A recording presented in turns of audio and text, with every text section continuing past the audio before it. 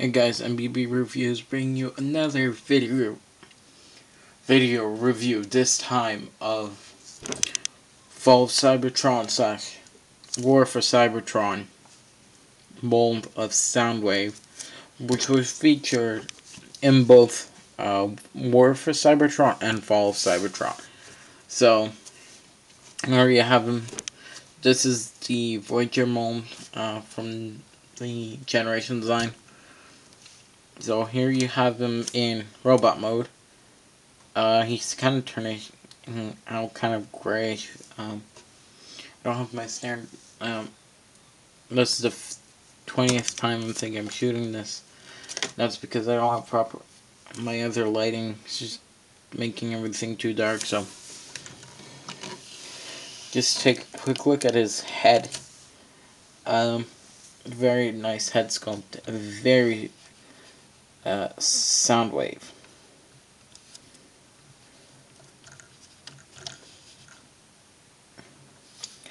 Very Soundwave.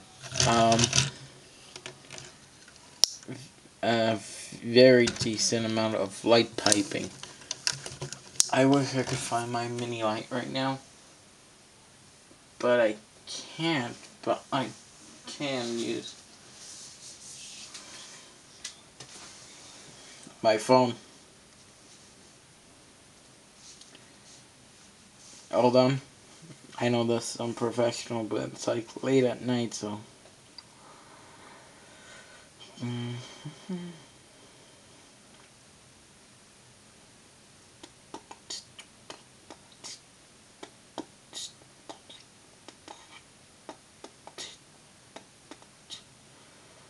Yeah, taking us off. Let's find the flashlight I have. Is it here? Oh, there we go. Hi. This is the first time you guys are seeing my face.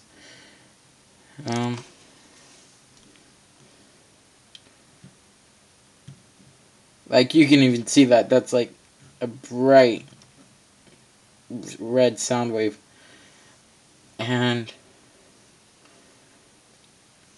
I can even show off some of his Decepticon-ness from that.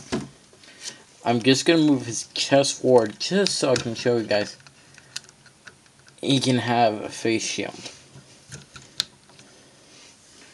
Soundwave with a face shield.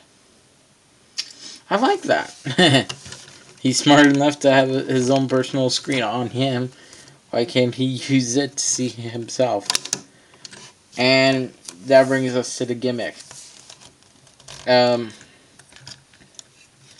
Soundwave can hold up to 3 data discs, and if you're wondering what these data discs do, I'm just gonna set him back, press on his back, and pop out the one he comes with.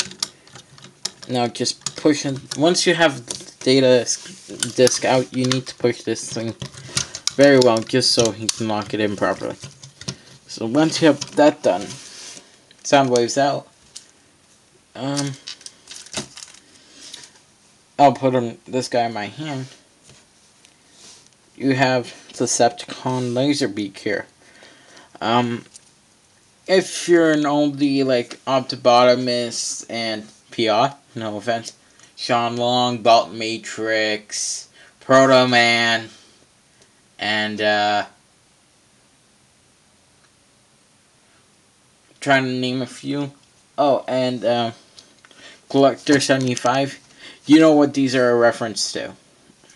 I don't need to explain. So, the gimmick with these guys are, let me get this guy out of the way. I'm going to show off the way you're supposed to do it in the way Hasbro shows it. So there's a little button here, and he flipped wrong, but he's supposed to convert on his own. So yeah. And the other way you can convert him is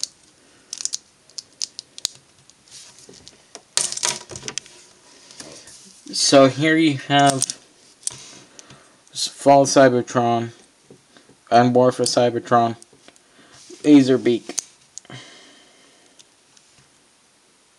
Very nice little figure. Very nice head detailing. It looks like he only has one optic, or that could be his laser. And then he has optics on the side. Very nice detailing in the tail, and great overall use of paint. I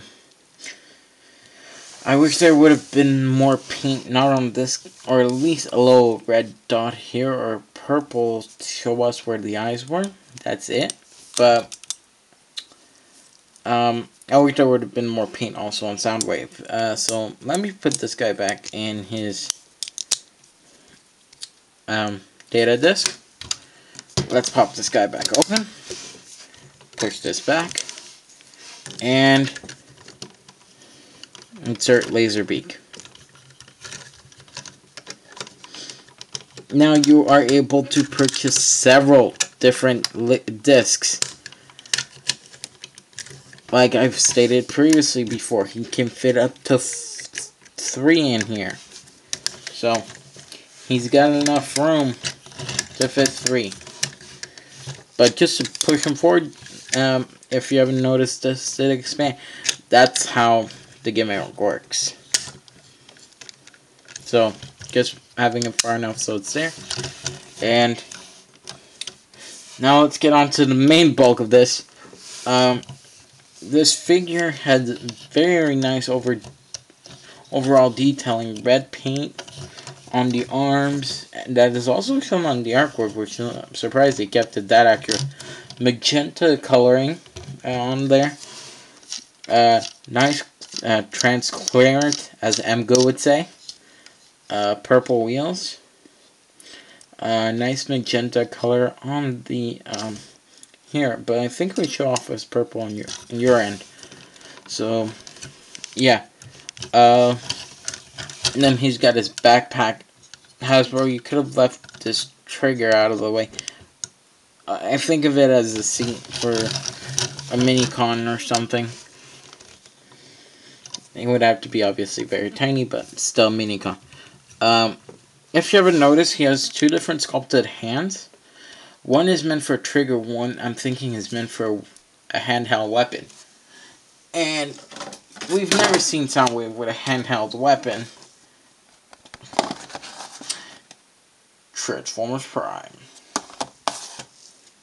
Non-paid advertisement. There you go. But, as you saw, I just grabbed one of my Bruticus figures. Bruticus Week might be coming up. And he can still hold that. So yeah, that's so good. So, and if it looks like he has an itchy trigger finger. So, this is the good thing about his gun. It plugs into a peg, a hole there with the peg, but it can also be handheld. Or if you want to, if you have the deluxe class version, you can always give him the other 2 guns into here. But that's pretty much it. I can think you can really highlight the robot mode. Really, it's really up to time for a scale comparison. Here's his boss.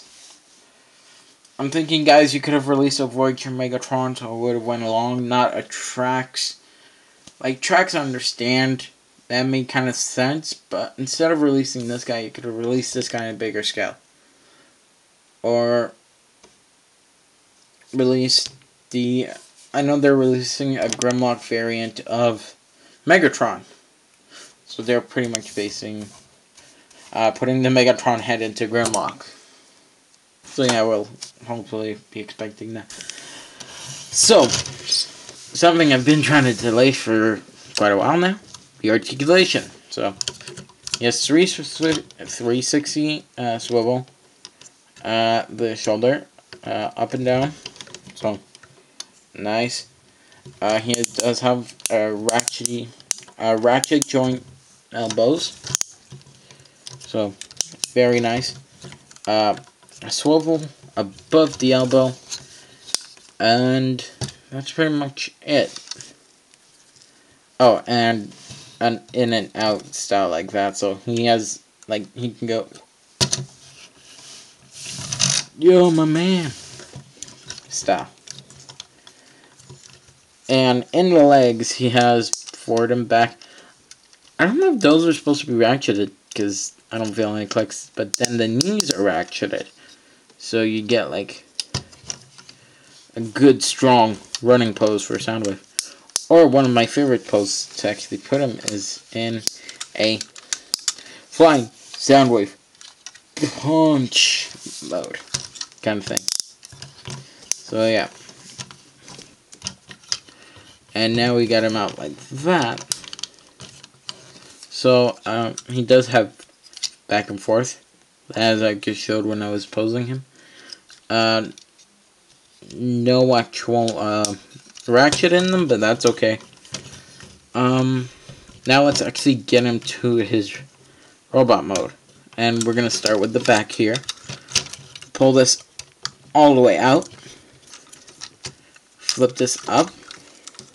Then you're going to want to pull... it's on a swoop moving hinge kind of thing. So you're going to want to pull that up. And move that up again. So once you have that done, you'll have kind of that looking Soundwave. Then you're going to want to remove the blaster if you don't have him displayed in the shoulder. And then you're going to want to rotate the arms. You're not going to rotate them upwards like that, but this is just for ease at the moment. So now you have your shoulder pads like that. Flip the wheel forwards.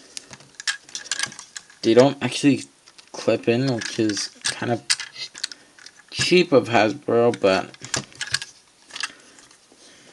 cheap Hasbro. So it's on a double hinge here, so you're gonna want to hinge it down. So wheel well. Then you're gonna want to push in his hand to inside his arm and just bring that forward. And that's gonna create the side. So second verse, same as the first. Oh, and they will clip. There's peg holes that they have to go into the holes. So you gotta click those in. Then once you're done that, same thing here. Then you're just gonna want to close that on Soundwave. And this is funny. Second figure in this line to do a peekaboo. And I'm going to be reviewing Mr. Peekaboo next, too. So, woo, for Brooder Kiss Week. So, if you know who, so then you just, so you know who I'm talking about. So then you just want to flip these up.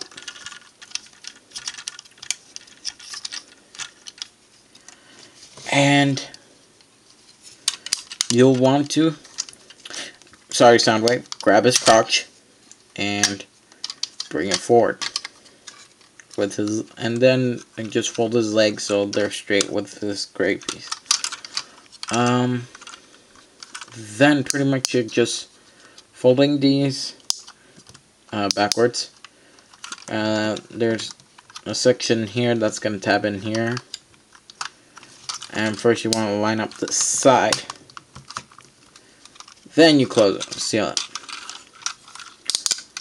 Line up. And close the foot. And this is the easiest part, to what I can understand from Hasbro. This is just flipping that up. And there we go.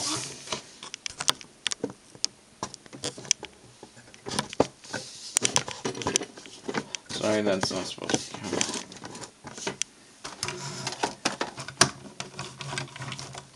Here we have Soundwave. Now you grab his gun, you you stick it there. For me, the roof top part does not want to really stay together. I'm pretty sure that's a common thing with most of them because you're just playing peekaboo. One last thing. This has to be moved up and just so you don't see his head because he plays peekaboo and you're trying to hide that. So overall, very nice vehicle. Now you can kind of see where the magenta comes in and highlights with the red and the navy blue. And overall, this really screams Soundwave to me. The wheels rotate very well, I gotta admit that. Very nice contrast to what we've been getting in this line. Super bright colors with minimalistic kind of look, so this is kind of an upgrade to that. But in this mode, you can still go release the beak. That's why I'm calling laserbeack. The beak.